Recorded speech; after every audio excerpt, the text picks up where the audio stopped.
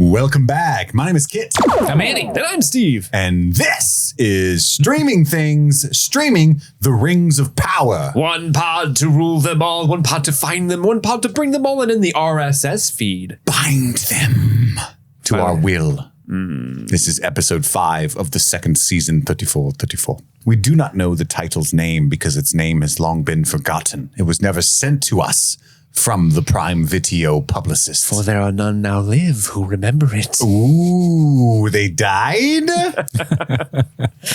We're talking about... What a twist. What a twist. Yeah, They were man. dead all along, the whole time. How many rings we got right now? Just 3? We got 3 rings. For the Elven Kings.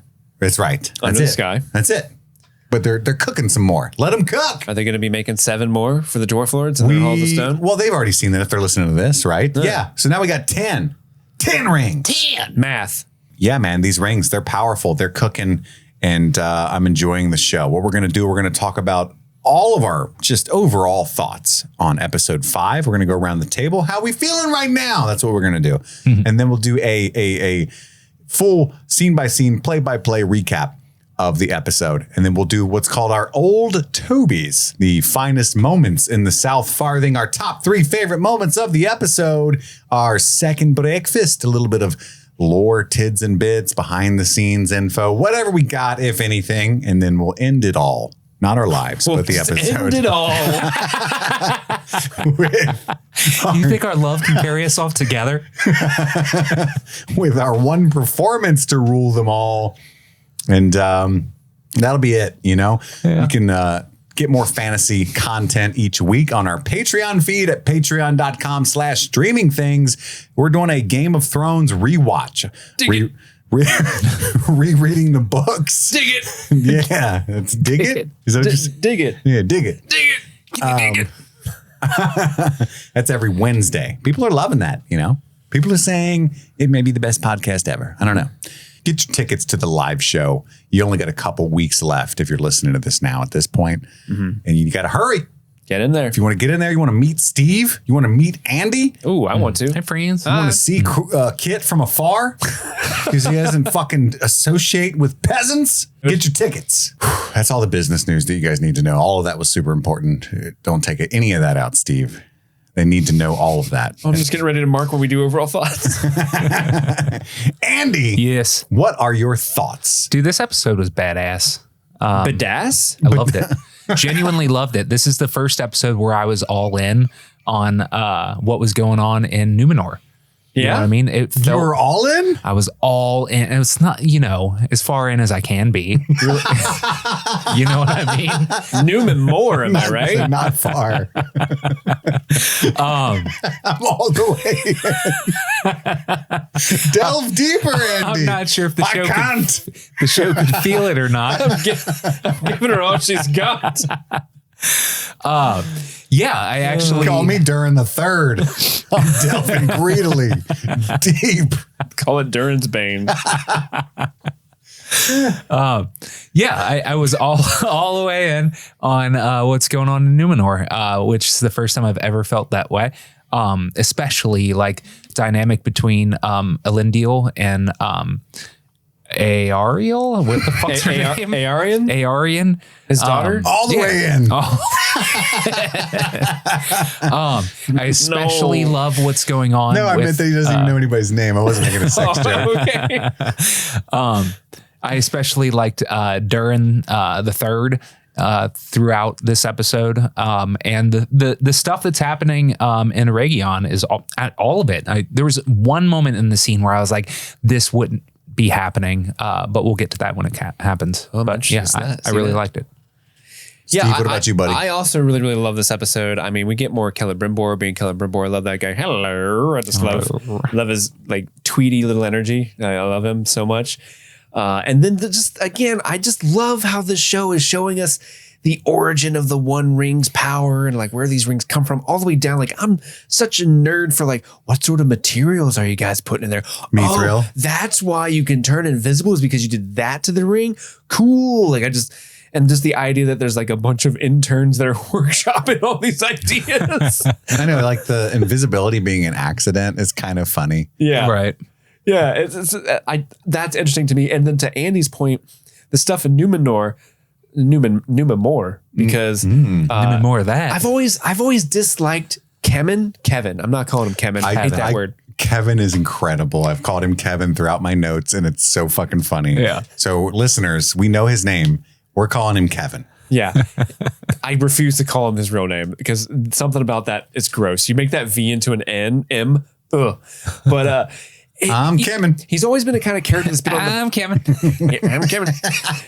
He's always been a character that's been on the outside of the scenes and just kind of like, I fucking hate his face. I want to punch him. And then in this scene, they're like, I don't have that actor's name in front of me, but they're like, hey, dude, just take what you've been doing, ratchet up to an 11, and we're going to write you lines that make you even more despicable and hateful and everything.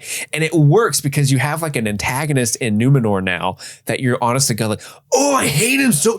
Elendil, get him. Like it really does a lot to really create tension and heighten the stakes in that storyline by just taking a character and making him an antagonist that you want to see get their comeuppance. Yes. And it's just kind of like a masterclass and just taking that leaning into something. Right. So yeah, great episode overall.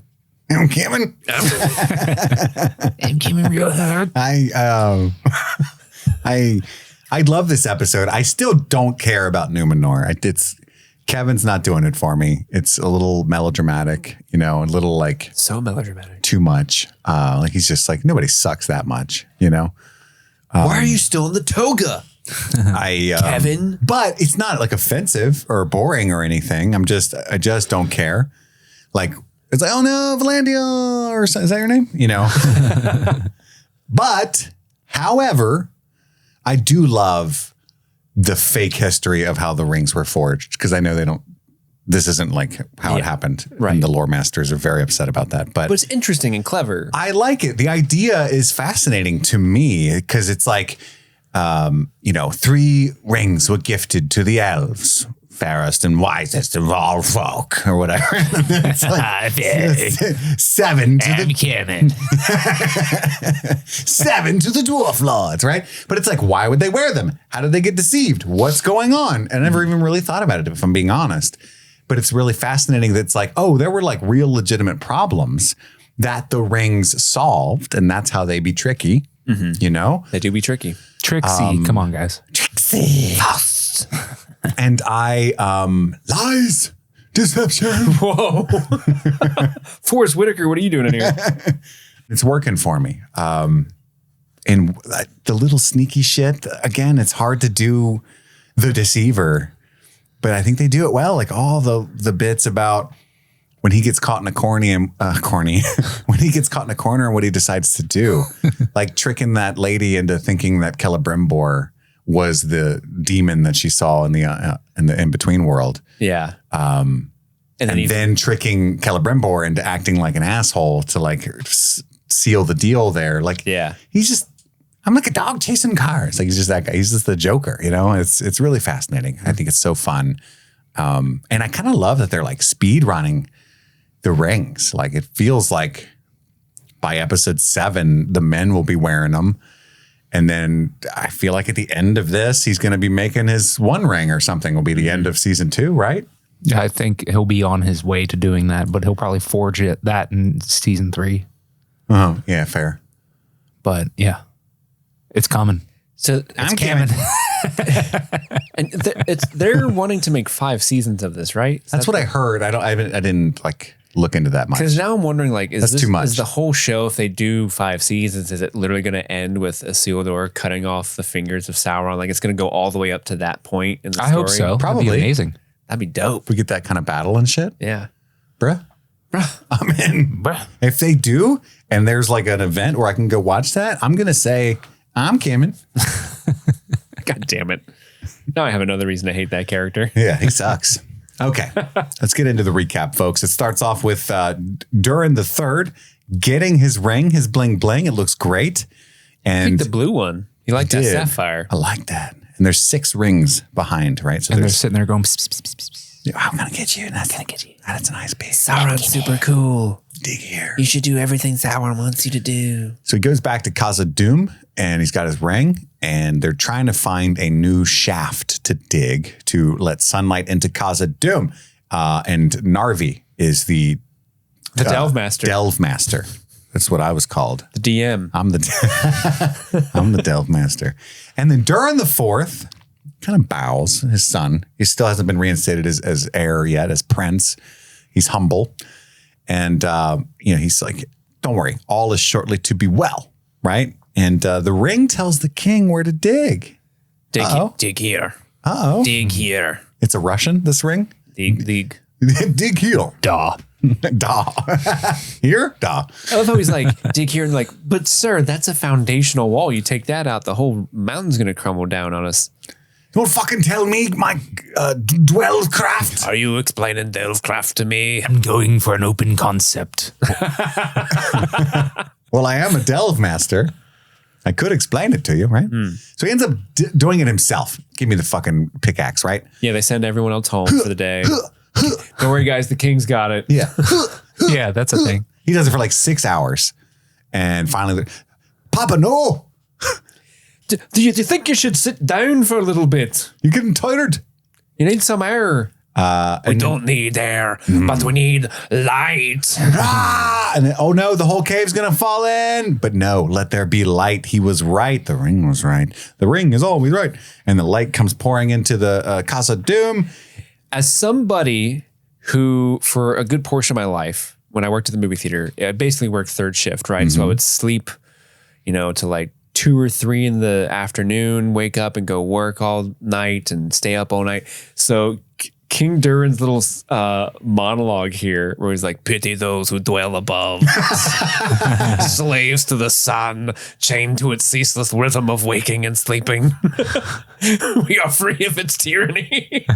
I was like, yeah, I was those dwarves in Khazad-dûm, like, yeah, daybreak once more in our mountain.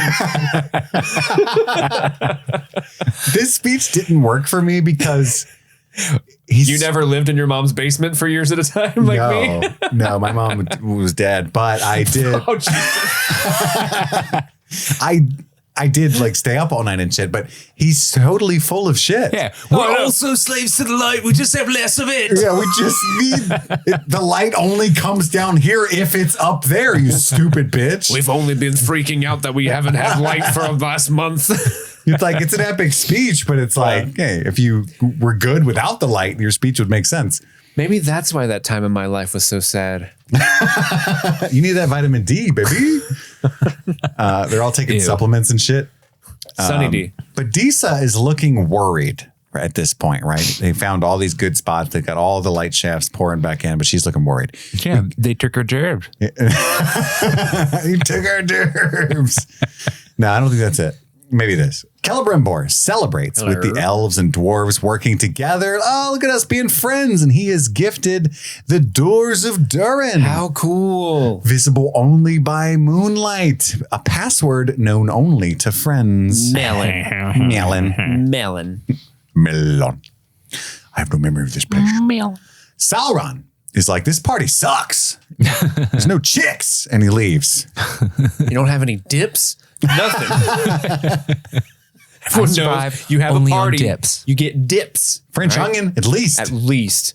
Buffalo chicken, at least. Oh, God. Skyline dip. At least. If you're around these parts. And Elrond or Celebrimbor chases him down. He's like, hey, whoa. You don't like the party? I'm sorry, there's not chicks. There's one, but she works here. That's inappropriate. And Sauron's like, I encouraged you to keep it short. I told you to shut the fuck up. I know, and you dude. kept yapping, and now I'm mad. And I'm like, Jesus Christ. And what's so funny is Celebrimbor is so derpy that he's like, I don't recall that rule. Yeah. I should have talked for longer. And honestly, I think I nailed it. I should have spoke for longer and given credit to your contributions. He's such a goob. It's so funny. I love him. And then at this point, he's landed on thick at all times. That's what kind of like his deceiving works for me, except he just always landed on so thick. But he's like, I was just sorry. I wasn't focused on the speech. I was too sad thinking about all the other rings we should be making. It's like, bro, pump the brakes for a second, man. I get you're in a hurry because you know that the Galadriel's on her way and stuff. But I was thinking about those most affected by Mordor's rise. And he's like, oh, yeah, that's right. Rings for men. We'll talk about it later. I don't think it's a good idea. No, Let's put a pin in that. we should talk about it now. No. And Celebrimbor almost catches on. He's like, you do this thing where you like sow seeds in other people's minds and make them think that they grew them all their own. Like a deceiver, maybe. Yeah, pretty tricksy. Like a deceiver. I don't know. And he's like, If Celebrimbor was watching this show, he would have been shocked at the end of season 1. Halbrand! for sure. No. But how Sauron says, I fear Numenor. Right? It's a great place, but it's always some shit going on. You know, they need our help, right? And he's like, no, men are too weak. They're too able to be corrupted. And Sauron says, that's true, but there's always some men that rise during those occasions. We just need to find those and give them the ring. Arendelle, Tudor, Baron, son of Barahir. Yeah, all those. We all know those guys. Yeah. It would be hilarious if Celebrimbor's like, here. I don't know those guys. What if he said Aragorn, son of Arathorn? I'd have been like, I know that guy. I know that guy. Yeah. What's funny is that, I'll just give the egg now. Those guys are all like half elves, and they're like, one of them's Elrond's dad, and the other one's his grandpa, and the other one's his great grandpa. They all have their half elves. Yeah, pretty much. That's funny. Men. Yeah. When men were men. We find men we can trust, right? 9 ring bearers from Numenor to Rune. Perfection of the 9, thrice perfected. Perfection of the 3, thrice 3. perfected. Oh, sorry, I fucked it up. Because 3 times 3 is 9. I know. That's fucking clever. 27 rings, Steve. The perfection of the 3, thrice perfected. 27 dresses? Ooh. And then Celebrimbor says, my answer is no. The rings of power, the titular rings, are now complete. And then Sauron's like, all right, Cool, bro. I'll do it myself. I shall make the 9 myself. Wait. Oh, you got me. He could just say, get the fuck out. That's my Celebrimbor Dr. Evil. How about no? I thought you were doing like a snake thing. How about no? Page 394. I do love how they like focus on him for a second, and he literally has that look like, wait, you can do that? Wait, that's allowed? My workers won't work for you. Oh, they shit, are. They are. He is handsome. You are cooler and prettier than me. He's so handsome. We I cut to would smash. fuck, marry, kill. Fuck. You can't play it with one person. I would fuck, marry, and kill you. You don't know how to play. God, this party sucks. And he storms off. We cut to Pharazôn, who's speaking to Kevin about the White Tower of the Undying Lands. And he's basically, the whole bit with Pharazôn right here is just him going, fuck elves. They built this dope ass tower. You can only see it from the top of the mountain at like 6 p.m. at night. I want to look at it. And I want to see it, and they only put it there to remind us that we fucking die. They're just flaunting their immortality. It's like every time I go outside, a big elf dick smacks me in the face. And it says, get this. I want it. The tower shaped like a middle finger. Is this scepter not enough, Kevin says? Oh, they built another tower next to it, so it's double pickles. I think there's 3 of them. Double pickles. It's 3 pickles. 3 pickles. No, Thrice 2 middle perfected. fingers and a dick. 2 pickles and a dick. And then, so he's like, isn't being king enough for you? And he's like, your mother didn't like you either, Kevin. It's a weird conversation. This is such a weird thing. It was like, your mom prophesied that you would come to ill ends. What? Impress me and I'll tell you how it happens. And he's like, oh, okay. It's so weird. And then I'll replace you because you came to ill ends. Yeah, I can get a new kid any day. We cut to Muriel, who's listening to them outside chanting, Pharazôn, we're going to keep yelling this for days. Stop the steal. Stop the steal. It's like, what is going on? And Lindiel's like, no, some people like you too. You just can't hear them right now. Can't you? Muriel. He starts whispering. That's you. Can you hear them, lady? You're throwing your voice. Stop it. But she asks what he saw when he briefly touched the Palantir. And he saw himself lost, riding from the city to where I know not. oh, that's not what I see. That's great news. Basically, she sees like the apocalypse of Numenor every time she touches it. So she's like, okay, you know what? Keep doing what you're doing. Yeah, she sees The Day After Tomorrow on repeat every time she touches that thing. Terminator Loves 2. Jilly Jake. Oh, yeah, Jilly Jake was in that. Yeah. But the soldiers are getting new assignments. Everybody that was loyal to Muriel and basically everybody that we've met that is loyal to Elendil is being stripped of their rank and reassigned to, I don't know, garter of blocks and inane things, I'm assuming. But the privies. and it's on Aarian's authority, which is bizarre, right? And involving Lord What is her Belphegor. authority? I don't know. It doesn't make any sense. They're just trying to create like familial tension there. Yeah. This whole bit, again, I don't, you guys are like, it's getting better. I don't think it is, you know? Oh, I thought this scene was great. You walk on seawater, which is famously difficult because it's water. It doesn't hold you. Oh, she's gone. You know. You're walking a treacherous path. And then they just stole Dead Poet Society. Just a bunch of, oh, Captain, my Captain. Oh, yeah. The men respect him. Captain leaving deck. Again, and then Kevin, he doesn't have to be this much of an asshole because if he He's just not let, even a captain. if he just let everyone go, oh, Captain, my Captain, that would be fine. But he had to be like, he's no one's Captain now. He's not even a captain, just to be technical. Actually. My girlfriend's dad sucks. And Kevin sees Aarian kind of being nice to Valandil, and I think that's where that enmity is like stoked, right? Yeah. It's my girl. We bully people together. Yeah, because I can never say her name. Aarian. Aarian. I can't ever say her name. Aarian's like, Valandil, we've been friends for so long. You're Isildo's best bud. I think you're great. You know what? I can talk to the guards, and you know we can get your rank, you know, reinstated. And he's like, you've made it clear enough who your real friends are. Yeah, dorks like Kevin. And then he pie faced her. Pushed her, literally. So great. Just like gently, you know? Not abusively. He doesn't throw her to the ground, just like, flicks her head. Pharazôn approaches the Palantir. And we don't go back to this in this episode, but he's already like, maybe I do need elf stone. Oh, he was going to use the stone all along. A little bit of this elf rock for daddy. See what it does. I'm Can going I to try a little snort bit it? of that rock. Can I snort it? Can't snort the Palantir, Pharazôn. I've got a bowling league to go through too. Maybe I use this. Does it have holes for my fingies? It's got the skull of my father. Gilgalad. The bowler.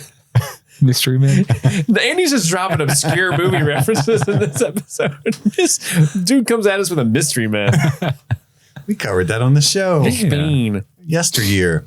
The days of yore. Gilgalad reads Celebrimbor's letter, and it's so, hello, I'm definitely not lying. I miss you. XOXO. Celebrimbor. Dear Mister, I'm too big to tolerate my Stan. And and then his advisors, some lady says that his armada, the elven armada, must sail for Mordor. And it is, Arigion's good. See, Celebrimbor's letter, clearly not a lie. Clearly. Says that they're fine. So dope. Galadriel was wrong. He didn't mention a word about our emissaries we dispatched to talk to him. No, I wonder, they must be, you know what? I bet they returned and didn't report. They probably slipped his mind to mention them. And, Galadriel was wrong. Our enemy is in Mordor. One thing I don't understand, a lot of people, somebody wrote in like, hey, I know you guys you're an expert. That's not true. I never claimed that. If I did, I lied. Never. I lied like Celebrimbor. I read the Lord of the Rings books, The Hobbit twice, and the trilogy once when I was a kid.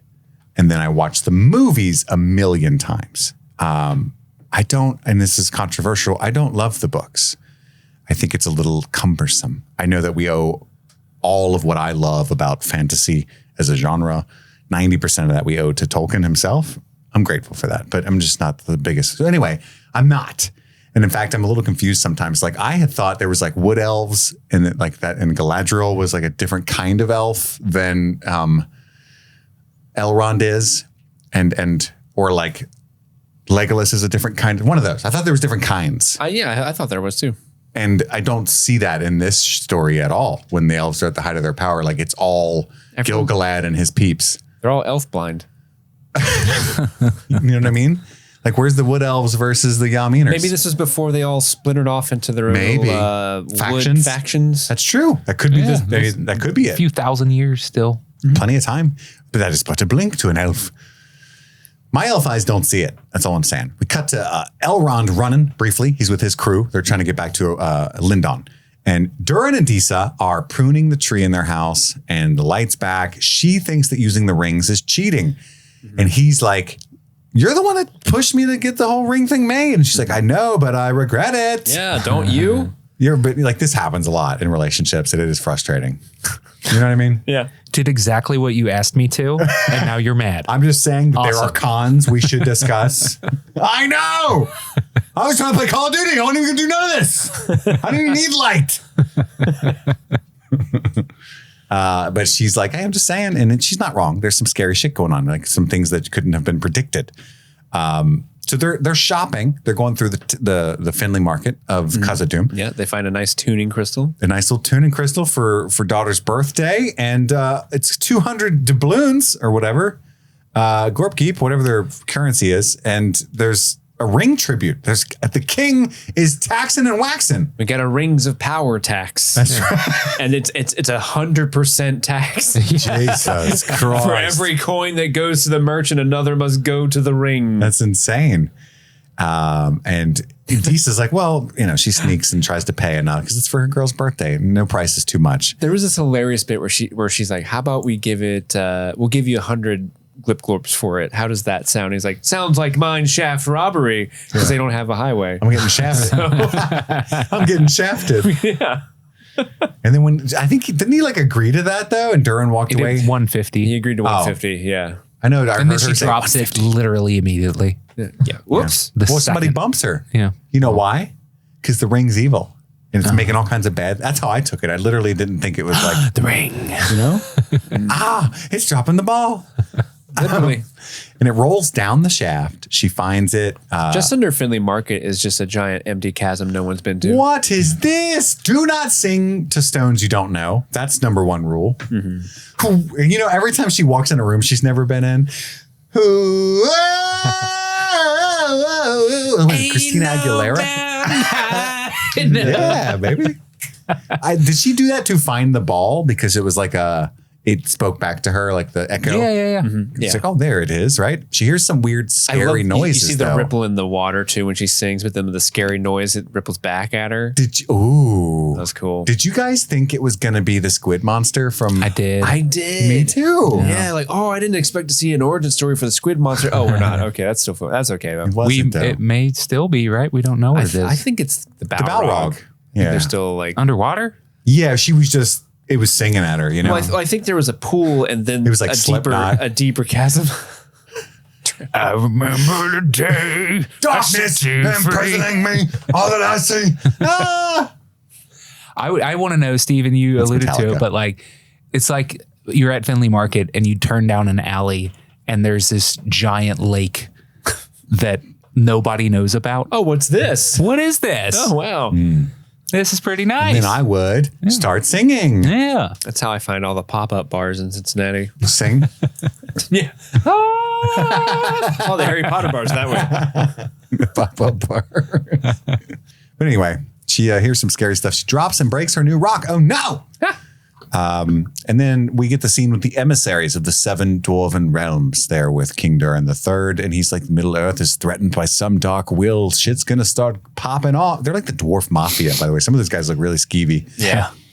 And he gives them their rings, but says, nope, it's not for the poors. It is for the kings only. You can have them. Tell them to come get their rings. I want everybody to have the limitless bounty that I've been gifted. But it comes with a price. A ring tax. Khazad-dûm shall never want again. We're going to call it Casa Ducats. That's right, baby. Khazad-dûm or Khazad-don't. It's up to you.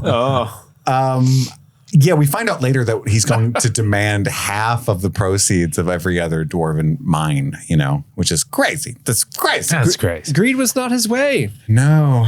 I love in the next scene, it's such a, because we know what happens to Khazad-dûm, famously, right? Yeah. The next scene is him literally going, we should be delving much deeper, much greedier. What could happen? Well, right before that, it gives like this really cool shot through the mining of what we now know as Moria. You know, we see the cuts along the walls and stuff that later we see Gandalf and company wander through. So we get those shots, and then it's like, yeah, I'm feeling a little greedy, a little delvy. We should keep doing this. Who set these restrictions on? We were all like, You did, my lord. this is pussy stuff. Well, let's do it anyway. Yeah. So and then he forgot that he took off the ring. You took my ring, Narvi, you fucker. It's right there, my lord. Oh, I knew that. You just set it down. I tested you. You said your hand was feeling heavy.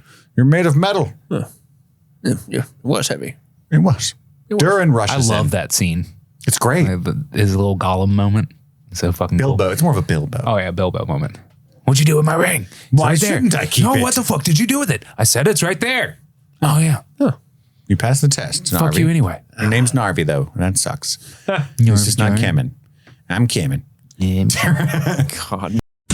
This episode of Streaming Things is sponsored by BetterHelp. BetterHelp. You know, Steve, there's something I need to get off my chest. What's that, fella? It's been weighing on me. You know that I resigned at the day job recently, right? And I've been a little scared. There's a family to worry about. There's health insurance. There's capitalism. Sounds like a stressful time. But we all carry around different stressors, big and small. And it feels better when you bring something to the light and keep them bottled up. It can start to affect us negatively. And therapy is a safe space to get things off your chest and to figure out how to work through whatever's weighing you down. In my case, it's all of the stress, the misery, the fear. But I had to come over here and share that with you, and I felt better. You know, that's a real thing that happened. Yeah.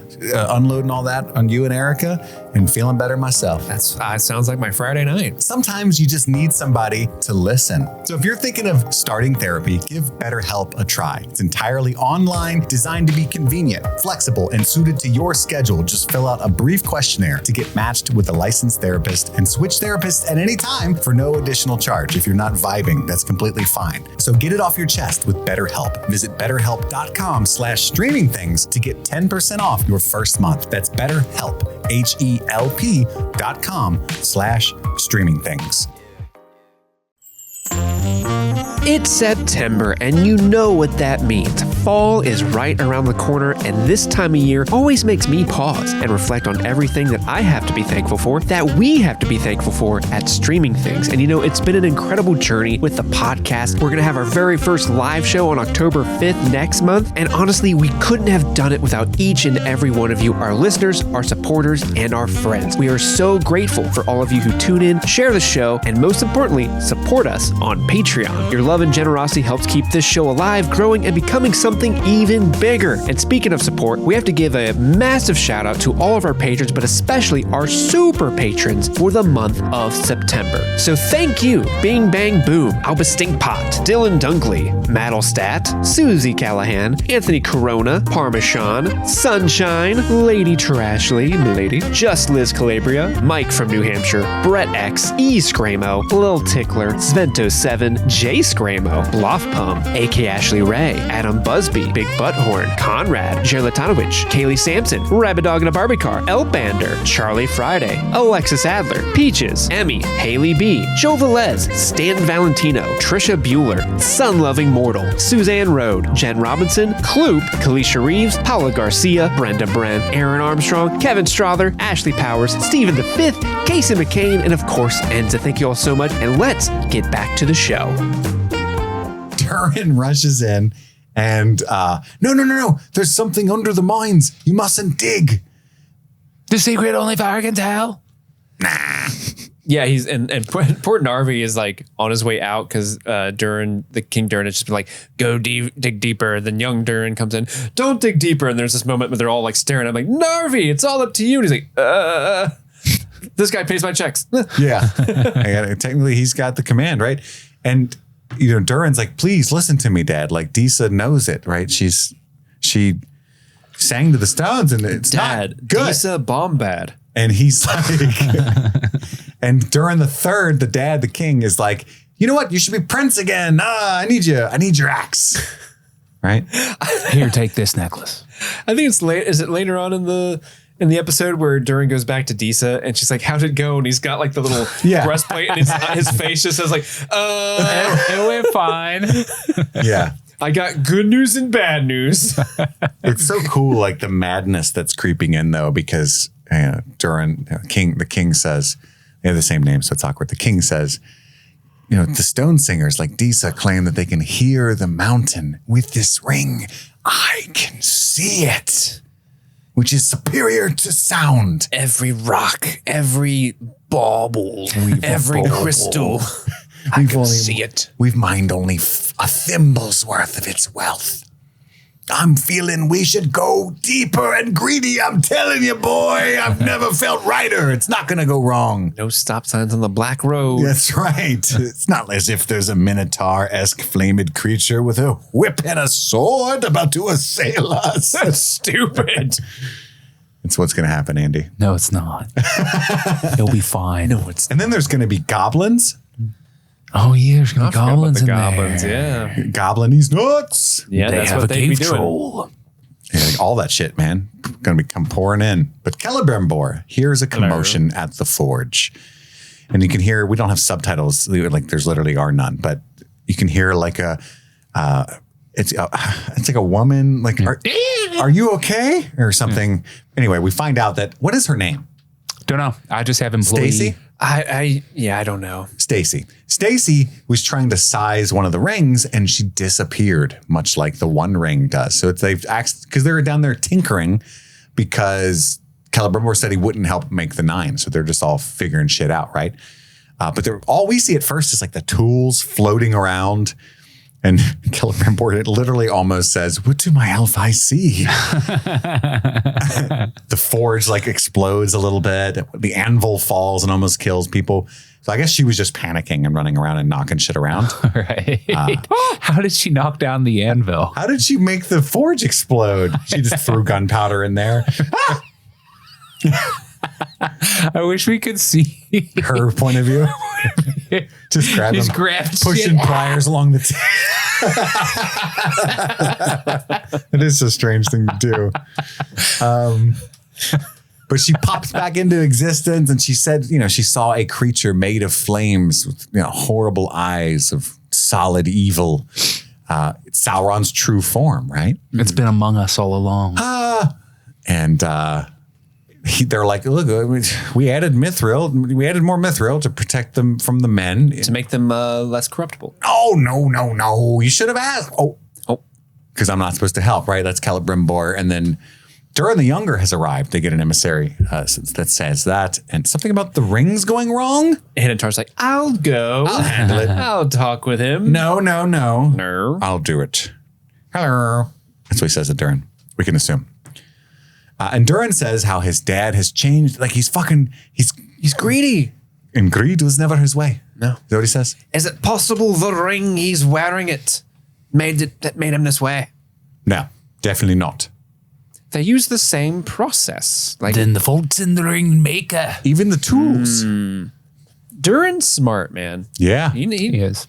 He can't deceive a deceiver. You can't do that. How much do you know about this Anatar? His fucking name is stupid. And Celebrimbor's like, I don't know. Let me look at the watchtower where he's surely watching us from. That him up there. I've heard of a man named Kemen. It's the only one worse than Anatar. But I love that. How much do you know about this Anatar? And I wish Celebrimbor had said, very little. I'll be honest. Honestly, not a lot. It's kind of weird. We hang out every day and I just talk about myself the whole time. What does that say about me? Oh, there I go again. I've made it about me again. He should have been like, who? Who? Who? We sleep in the same bed. You mean Sauron?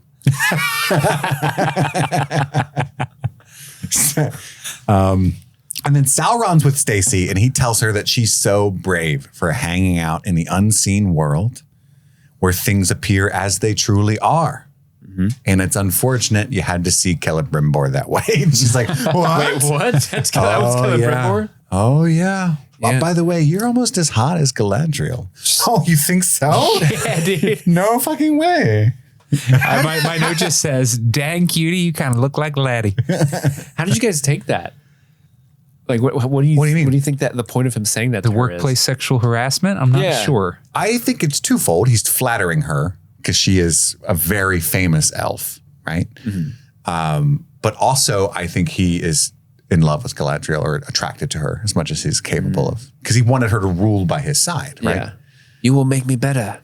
So, did you take it some other way? I took it that way too, but I want to see if I was alone in that, because I also thought like, oh man, that boy is still thinking about Galadriel. As someone who also thinks about Galadriel a lot, I was like, I didn't think anything of it. I was little thirsty. I mean, you did say the exact same thing to me earlier, and I was kind of like, oh, Chris. You look like a laddie. And when a certain light catches you. Yeah, well, you were wearing that wig and all that armor. Right, yeah.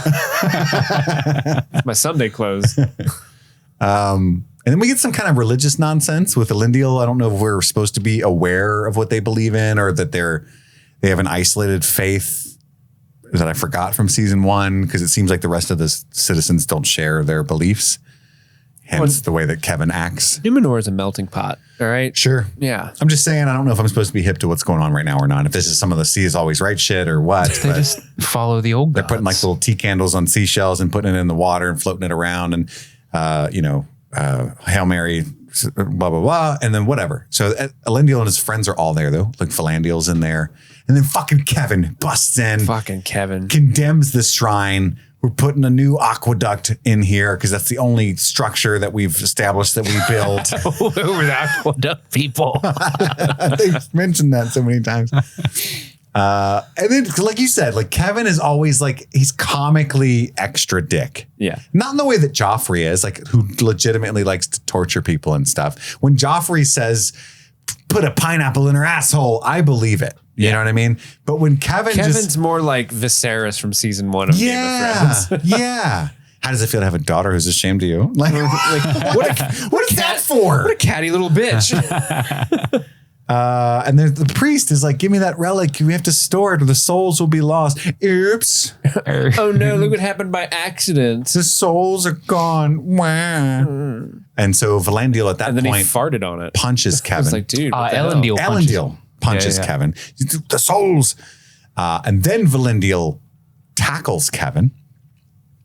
I hated that he almost got killed by Kevin. Exactly. Yeah, that's where I was like, that would not have happened. Oh, is that what you're saying? Yeah, that was so stupid. Like this fucking bitch dude almost. Kevin's so strong. Fuck. I thought this was gonna go way different. I didn't know how ripped he was under that toga. Oh my God. No wonder his mother hates him. He's too strong. He rips off his toga and he's fucking shredded. He's got I'm Kevin. He's got those cum gutters. Yeah. And then, so anyway, he gets the Valindio gets the better hand, though. It looks like breaks his arm, but apparently not hard enough, because that's the arm that's holding the sword later.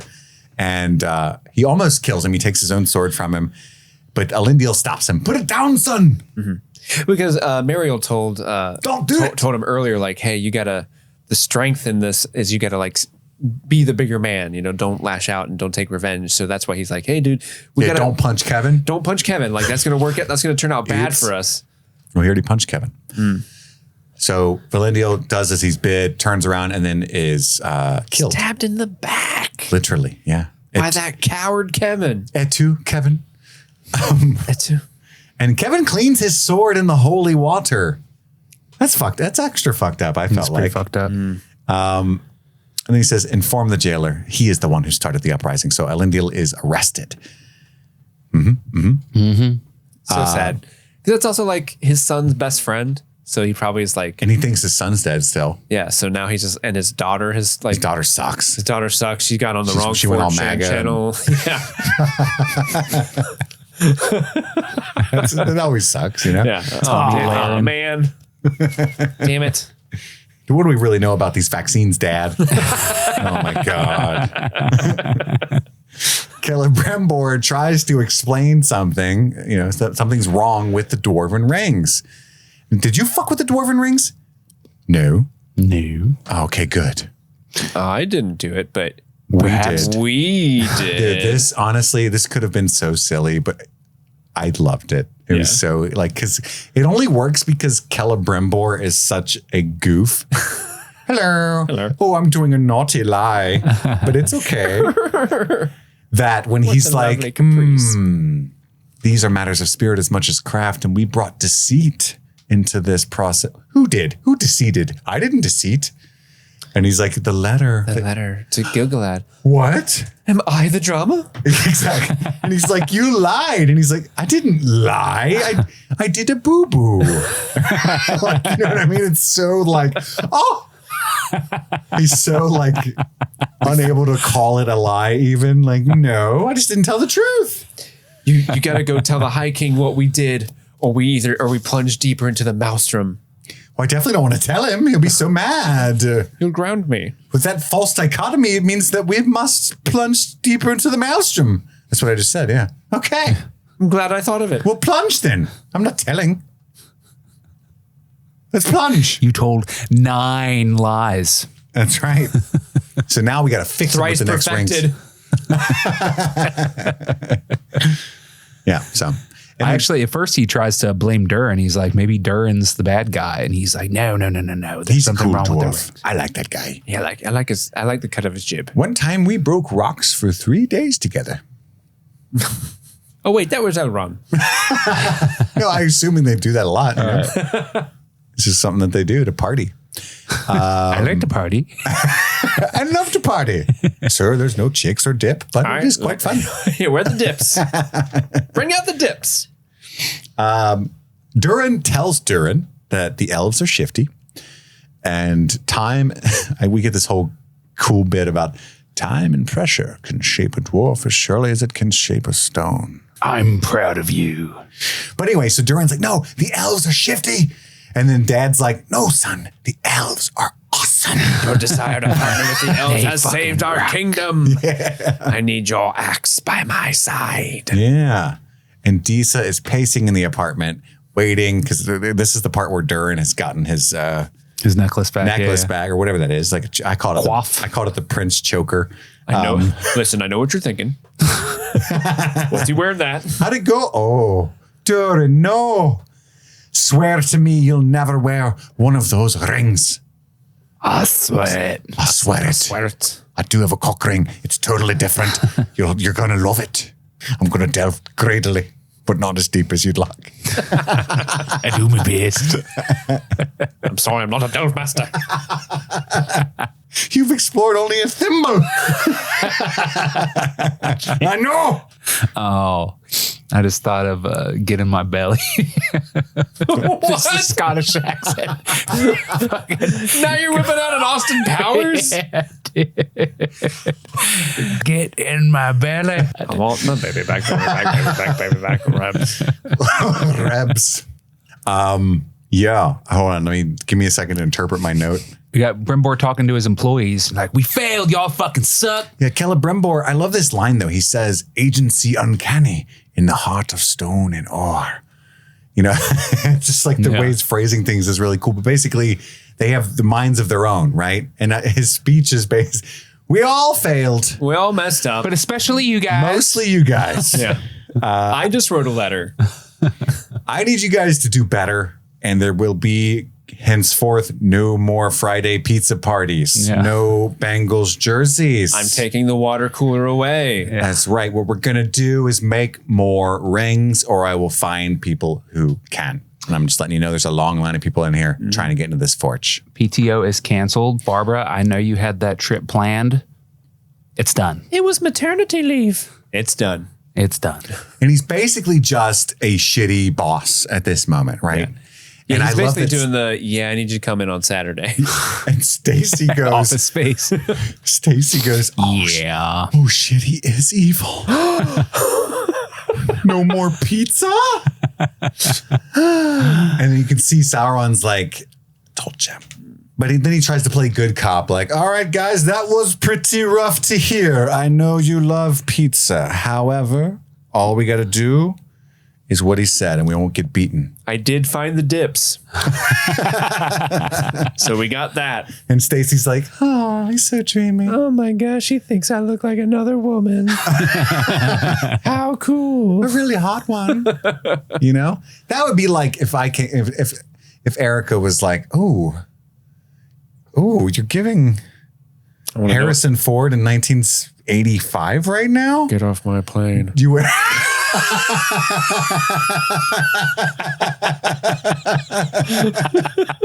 You wouldn't be like, oh, I look like another man, you know? I would be weirded out. I got told twice last night at Acon that I looked like Ryan Dunn, which I've never been told that before in my life. But I got twice. Jackass guy? Yeah. Well, you haven't had a beard that I thick didn't your have a entire beard. life. That's true. You know? But yeah. I was like, Could I'll be take worse. it. Yeah, for sure. Yeah, he's a handsome guy. Yeah. R.I.P. though. And then we cut to, there's an army of orcs approaching Oregion. And Elrond at that same moment gets back to Lindon to tell the High King, I jogged all the way here. I actually way faster than everybody else, just not to brag, but I have reason. And then the High King's like, I have reason to believe that Sauron is the architect of all of this. Oh, do you? Oh, You fucking genius. did your dumb hat tell you that? I put a fucking question mark at the end of that. Like, why the fuck did he say? He's reason to believe. And he's like, we need to go to the Region right now. Galadriel was right. We can't fight Adar and Sauron. You totally could. Like, Sauron is by himself. Yeah. And Adar has the army. And then they're actually at the same spot right now. They're actually both going to kill Sauron. What the fuck is he talking about? And then I guess the ring's interfering with, I don't know. Are the elf rings even bad? Because he didn't touch them. No, I don't think they are bad. Right. Because like Galadriel still has hers in. Well, she doesn't. Lord of the She gave it Rings. to Yamir. I meant in the Lord of the Rings. Yeah, meaner. So like, yeah. Elrond. In fact, I think Elrond That's my has boy one too. Yaminer. Really? They still wear that shit? Yeah. This shit is dope. I'm pretty sure. Look at this motherfucker. That's super fucking cool. Pulls so many. Bitches. I was gonna say elf bitches, and that sounded weirder for some reason. Pulls all the fishes. It does do that. But Galadriel is captive. She's with Adar and the orcs. I love that they are scared of her because they let her out of the Open the cage cart. like a lion, and she just steps out, and they're like, "Step back!" And Adar stops them, and he says, "I brought you here not as a prisoner, but as a potential ally. We have a common enemy." And she looks him dead in his eyes and goes, "Kevin." We have a common enemy, Kevin, and then they both like lock arms like Arnold Schwarzenegger in Predator and Carl Weathers. You son of a bitch. You son of a bitch. Let's go kill Kevin. Adar, you're Let's go pushing kill too many Kevin. pencils. You're pushing too many pencils, Adar. You've been recast between seasons. And that is the end of episode 5, which brings us to our Tobeys, our finest moments in the South Farthing. Andy, Yes. what is your number 3? My number 3 is Stacy accidentally putting the ring on and the stuff flying around. They're like, do my eyes deceive me? And like, especially like once Brimbor like kind of figures out what's happening and grabs the hammer and gets the ring off of her. And she says the stuff about like, I was in another dimension. It looked like this place, but way spookier. And there's a fucking demon that's been here among us all this time. I got like, I don't know, just spooky vibes from it. And it felt like, I think it's just the time of the year, you know, like start of September, heading into October, where these types of things hit a little bit different. And just love that type of shit. So It's spooky season, baby. yeah, spooky season. Let's go. Mr. Steve, That's me. what's your number 3? My number 3 is King Durin's monologue about not being slaves to the sun. It's just a fun little monologue, and I mentioned it before. Like, it just like, yeah, I hate the sun. I like sleeping in. Me too, buddy. But Look really, at my skin tone. But really, oh man, I'm blinded when I look at you. But it's also like a great point of like hypocritical of him to say stuff like that, because like you literally have been dying as a civilization because you can't get the sun. You are just like us, but with added steps. But I still liked it. It was fun. But Kit, what's your number 3? My number 3, I believe, is when Galadriel is revealed at the end of the episode and they all like back away from her. Yeah, that's cool. As somebody who loves the Galadriel action scenes and the idea that everybody knows that she wrecks shit, especially orcs who she's been hunting for 1,000 years all across the earth, you know? Crazy white lady scared. I love that. I hadn't considered that like she's a legend amongst them, you know, and she kills 20 of them every time. She would have done more if Adar wasn't there. Yeah. So, and Adar's just an elf, really. That's the only reason he was able to combat her. I thought that was a really cool touch. Like just watching them all like, she's unarmed and, you know, just confidently steps out of the cage. It was great. That's my number 3. Andy. Number 2 is the "Oh Captain, My Captain" moment with Elendil and his homies being stripped of rank and Kevin throwing salt in the wounds. I especially liked the confrontation between Elendil and his daughter. That was the moment where I was like, oh, I think I'm starting to care about what's happening in Numenor, like because it's been so like just fucking bland this whole time. Now that the bad guys have taken over. And we're gonna get to have like the revolty type people, you know. It feels like it's starting to be fun over there. So I'm excited to see where it goes. Absolutely, Steve. Similarly, my number 2 is I don't even know what you call that. Like when Kevin interrupts the funeral or memorial service that they're doing, just because it's really the mask of Kevin has been taken off, and he's just really a right prick, and he's a right prick. And Valandil gets killed, and I was kind of surprised at how like, oh, that guy. Oh man, he was cool. You did like him. You've said that. Yeah, I was like, he's kind of cool. I was surprised at how much I did like him. I wasn't expecting him to get killed this early on in the season, but just having an antagonist like that you can really sort of like, I want someone to punch him in the face often again and hard. It works well with that storyline, and I'm excited for justice for Valandil. My number 2 is when Sauron tricks Celebrimbor. It's like, oh, the rings are evil. They are actually, but it's because you lied in that letter. I told you not to do that. You did a big boo-boo. And Celebrimbor is like, again, it only works because of the way that Charles Edwards has played the character up to this point. And it's so funny. So I don't even know the word, but just feels right. Yeah, he's like, tweety and dopey. Because we know where it's going, obviously. Innocent in a way. He's an artist. Yeah.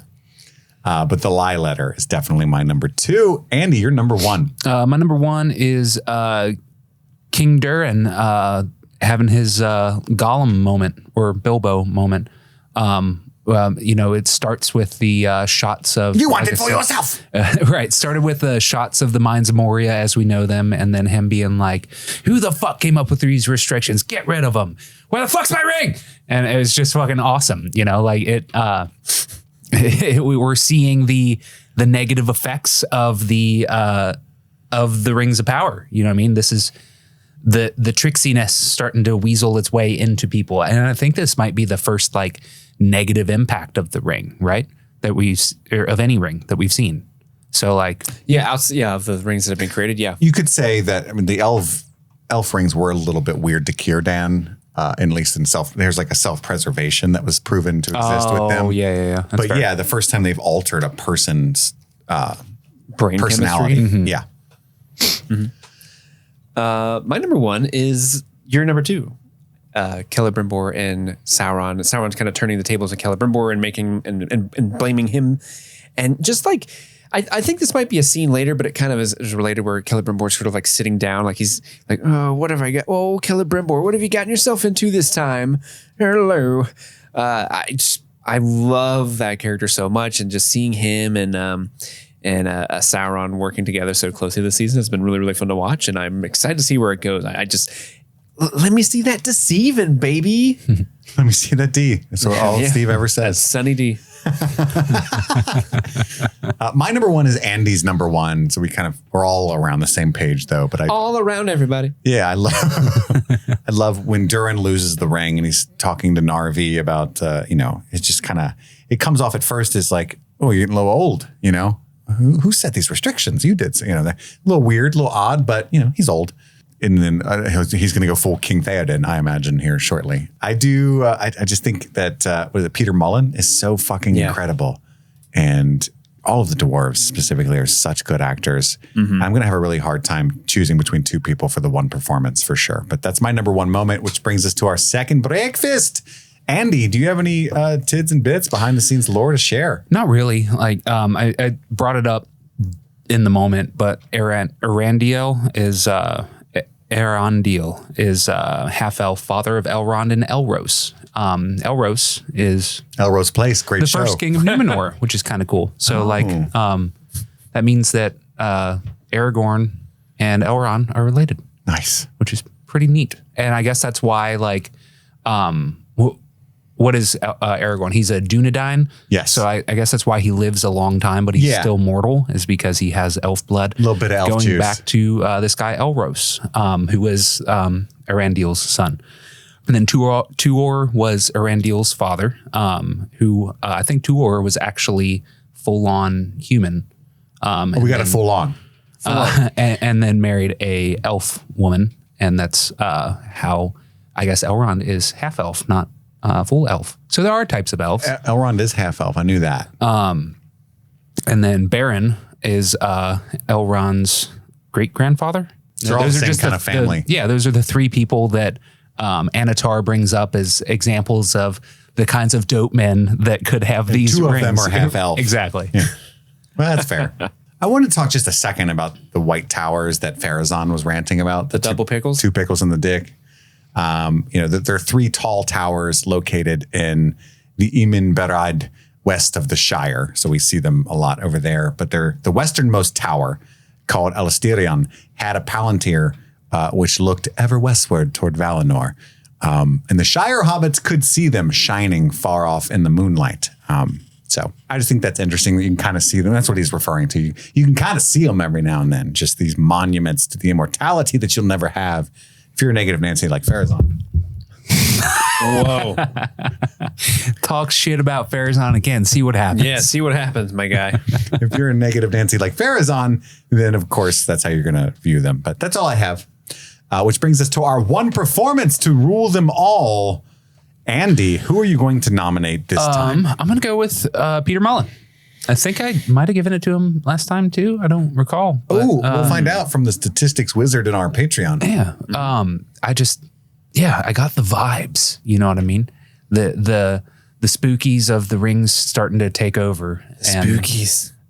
He just Spookies?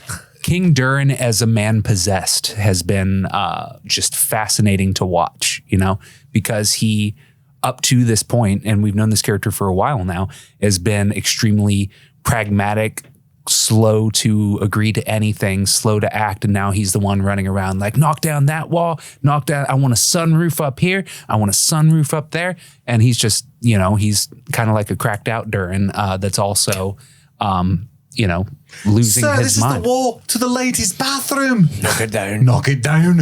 It is in porkies. Porkies. I just want a peeping hole. You knocked down the whole wall, sir. I learned it from Tom. That's what I said. Steve, who are you going to nominate? I'm nominating Charles Edward. Those are the two choices of this episode. yeah. Let's be real. And I can't decide. They're both so fantastic. Celebrimbor is Sell me Charles on, Edwards. Sell me on Charlie. He's so good at just being so flummoxed and like, I don't know what's happening. He's really struggling. He's got this internal struggle within himself. Like, this is my time. I can make the rings. High King be damned. I've worked my whole life for this, but also this doesn't feel right. I feel like my best friend Anatar is leading me astray. He's supposed to be a helpful servant of the Valar, and he's telling me all these awful things, and boy, howdy, am I upset. And just seeing him sort of struggle with that, and he goes from affable little dude just like, I'm going to crack the whip and everyone's fired, and I got to go to this room because I'm going to cry because I'm kind of upset that I have to be mean to everybody about this. He's just a joy to watch. He's always been one of the more fun characters on the show, and I like that we get to see him more and more because we didn't get to see him that much in season 1. So season 2 is his season. I agree. I think I have to give it to Charles Edwards. Just that last shot, we've all been in a pickle before.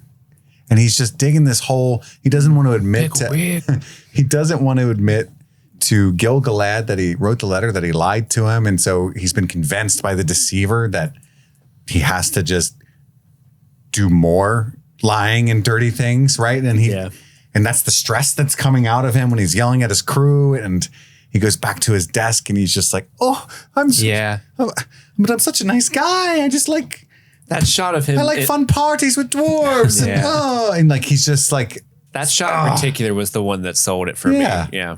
I agree. I think that's the kind of, but Peter Mullen is so fucking incredible. Yeah. So fucking incredible. Tune in next Thursday for our coverage on episode 6 of season 2. There's only 6, 7, 8, 3 left. Ooh. And every Wednesday for Game of Thrones on the Patreon only. Thank you guys for your staunch and stout support. We should be starting the Penguin coverage soon. So if you're not like loving Rings of Power, we got some other stuff coming down the pipeline. Get the tickets to the live show. Second to last reminder, October 5th, Cincinnati, Ohio. Really cheap lodging around here. I mean, it just couldn't be easier to come by here. Yeah. So come say hi. We've got a, what's it called? Streetcar now. Streetcar. That boondoggle? They're the worst. Ding, ding. You know, so if you're fans of San Francisco, it's pretty much the same thing. It's just wonderful. Wonderful time. So patreon.com/streamingthingspod@gmail.com. Love you guys. Thank you so much for tuning in. That's all we've got time for this week. We've got to go return some videotapes. My name is Kit. And I'm Keeman. Oh, I'm Steve. And this was Streaming Rings of Power. I forgot. Happy streaming.